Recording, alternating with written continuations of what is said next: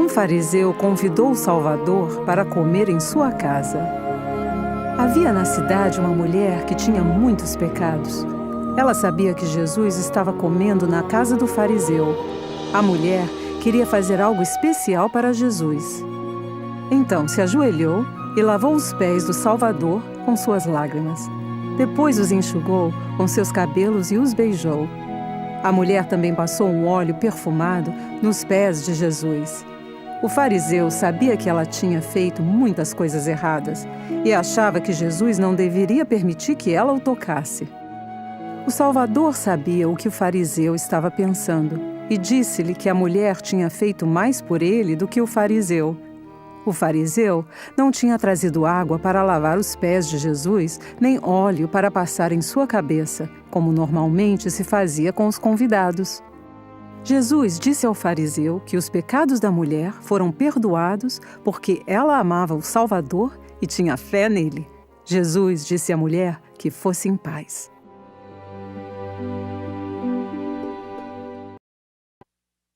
Num dia de festa judaica, o Salvador foi ao tanque de Betesda, em Jerusalém.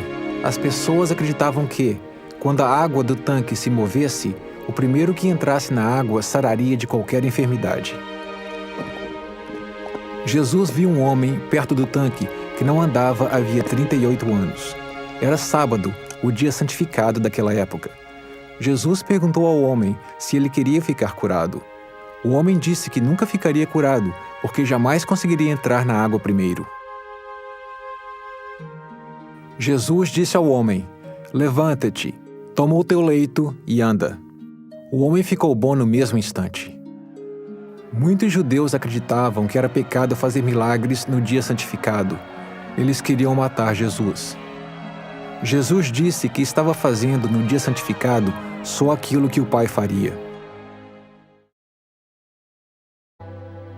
Alguns amigos de João Batista contaram a Jesus que João havia sido morto pelo rei.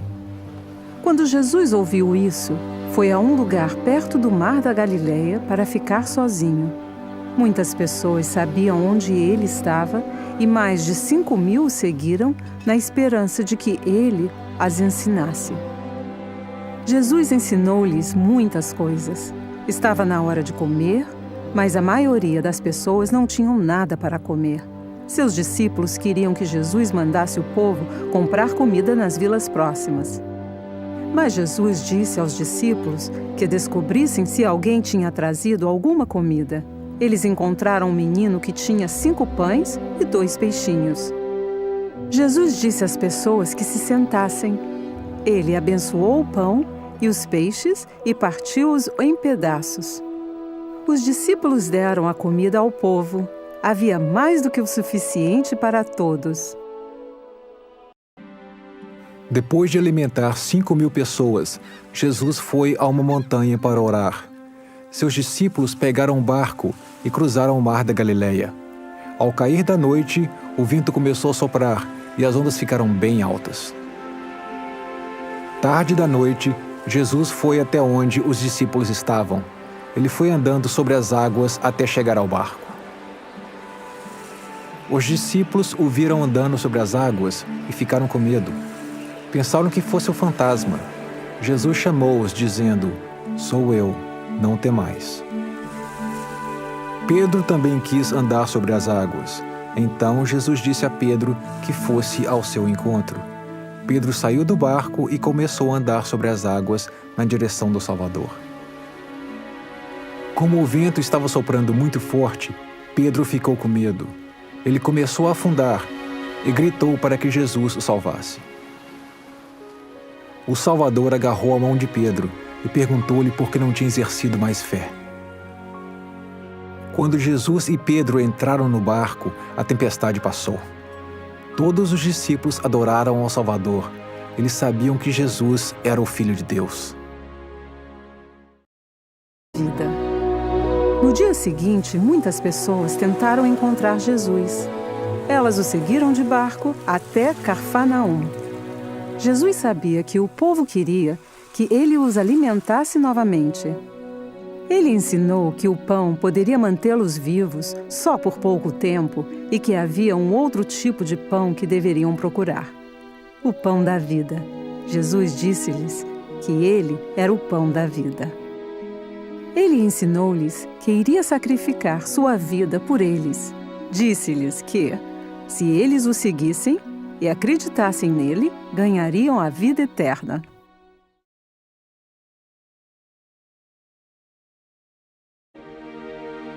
Algumas pessoas trouxeram um homem a Jesus. Ele era surdo e não falava direito. As pessoas queriam que o Salvador o curasse. Jesus e o homem saíram do meio do povo.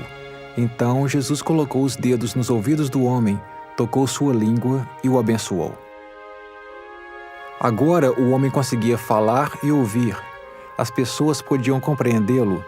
Jesus pediu-lhes que não contassem a ninguém o que tinha acontecido, mas elas contaram a todos. Jesus perguntou a seus discípulos quem as pessoas achavam que ele era. Os discípulos responderam que algumas achavam que ele era João Batista, outras que ele era um profeta do Velho Testamento que tinha voltado dos mortos. Jesus perguntou a seus discípulos quem eles achavam que ele era. Pedro disse: "Tu és o Cristo, o Filho do Deus vivo." Jesus explicou-lhes que o testemunho de Pedro não era fruto da sabedoria humana. Seu testemunho tinha sido uma revelação de Deus. Jesus prometeu a Pedro que lhe daria o sacerdócio e a autoridade para liderar sua igreja. Depois, Pedro e os discípulos teriam autoridade para estabelecer a igreja de Jesus na terra. Jesus disse a seus discípulos que não contassem a ninguém que ele era o Cristo, porque primeiro ele precisava sofrer, morrer e levantar dos mortos no terceiro dia. Jesus levou Pedro, Tiago e João ao cume de um monte bem alto para orar. Enquanto Jesus orava, a glória de Deus desceu sobre ele. Seu rosto ficou brilhante como o sol. 2 profetas do Velho Testamento chamados Moisés e Elias apareceram a ele. Eles falaram sobre sua morte e ressurreição que logo aconteceriam. Enquanto Jesus orava, os apóstolos adormeceram. Quando acordaram, viram a glória de Jesus Cristo, Moisés e Elias, e ouviram a voz do Pai Celestial testificando: "Este é o meu amado Filho, em quem me comprazo. Escutai-o." Os apóstolos ficaram com medo e caíram no chão. Jesus os tocou e disse-lhes que não temessem. Quando olharam para cima, os mensageiros celestiais tinham ido embora. Jesus disse aos apóstolos que não contassem a ninguém o que tinham visto até depois de sua morte e ressurreição.